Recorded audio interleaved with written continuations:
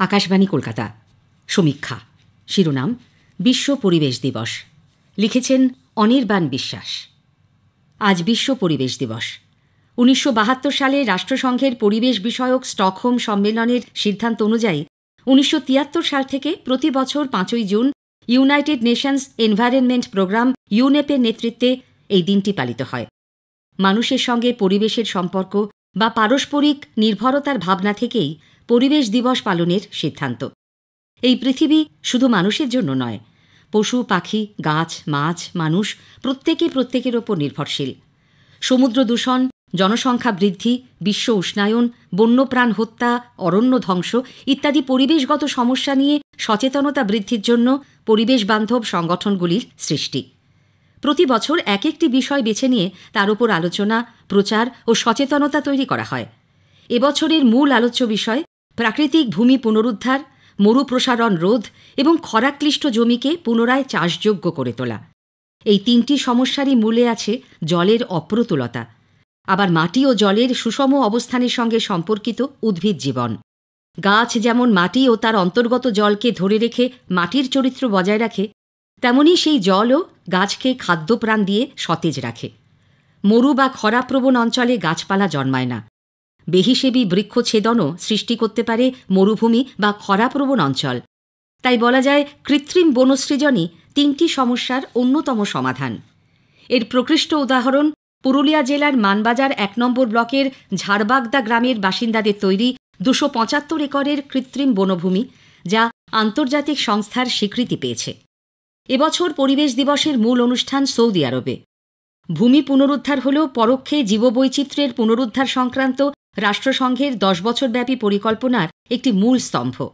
সারা বিশ্বে জীববৈচিত্র্যের সুরক্ষা এবং পুনরুজ্জীবনের জন্য এই সমাবেশের আহ্বান। আমরা অতীতকে ফিরিয়ে আনতে পারি না, তবে বনাঞ্চল বাড়াতে পারি, জলের উৎস পুনরুদ্ধার, জমির সঠিক ব্যবহার করতে পারি এবং মাটির মূল প্রাকৃতিক চরিত্র ফিরিয়ে আনতে পারি। জলের ঘাটতি বাড়ার সঙ্গে সঙ্গে তা মেটানোর কিছু অভিনব উপায়ও উদ্ভাবিত হয়েছে।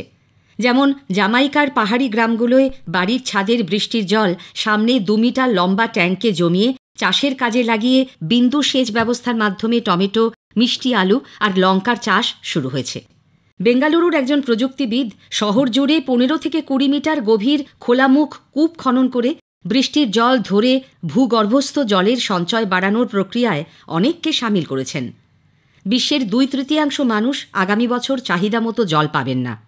তাই গত 1 মার্চ কেনিয়ার নাইরোবিতে রাষ্ট্রসংঘের পরিবেশ পরিষদের 6ষ্ঠ সম্মেলনে 15টি সংকল্প গ্রহণ করা হয়। জলবায়ু পরিবর্তন, জীববৈচিত্র্যের ক্ষতি ও দূষণের ওপর দৃষ্টি রেখেই তৈরি করা হয়েছে এই সব সংকল্প। দক্ষিণ ও মধ্য এশিয়া এবং উত্তর আফ্রিকার দেশগুলি সংকটজনক অবস্থার কাছাকাছি আছে। জলবায়ু পরিবর্তনের পাশাপাশি অনিয়ন্ত্রিত নগরায়ন ও নগর উন্নয়ন, অপরিমিত বৃক্ষছেদন বা বনভূমি ধ্বংস, দ্রুত জনসংখ্যা বৃদ্ধি, দূষণ এবং ভূমির চরিত্র বদলের জন্যই এই সংকট। জলের ঘাটতি যেমন খাদ্য নিরাপত্তাকে বিঘ্নিত করছে, তেমনি জীববৈচিত্র্যকেও প্রভাবিত করছে, যা আগামী দিনে আরও প্রকট হবে। তাই সামাজিক বনসৃজনের দিকে নজর দেওয়া প্রয়োজন।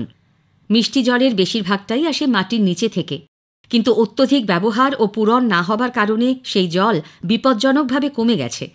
সমুদ্রের নিকটবর্তী জনপদ বা কিছু ছোট ছোট দ্বীপের জনবসতি নোনা জলের বিপদের সম্মুখীন। আবার এই নোনা জলকেই আধুনিক প্রযুক্তির সাহায্যে লবণমুক্ত করে মিষ্টি জলের অন্যতম উৎস করা হয়েছে। গত 5 দশক ধরে পরিবেশ দিবস পালনের মাধ্যমে জনসচেতনতা বাড়িয়ে শুরু হয়েছে নতুন নতুন অপ্রচলিত জলের উৎসের ব্যবহার। জলের অপচয় বন্ধে চেতনা বৃদ্ধি করে জলের সঞ্চয় বাড়ানো হয়েছে। বিভিন্ন সরকারি বেসরকারি প্রকল্প ও আইনি সহায়তায় সামাজিক বনসৃজনের মাধ্যমে চলছে কৃত্রিম বনাঞ্চল সৃষ্টি করে মাটি বা ভূপ্রকৃতিকে রক্ষা করার কাজ। অরণ্য, জল ও জীববৈচিত্র্যের রক্ষাতেই পরিবেশ দিবস পালনের সার্থকতা। সমীক্ষা শেষ হল। আজকের বিষয় ছিল বিশ্ব পরিবেশ দিবস। লিখেছেন অনির্বাণ বিশ্বাস।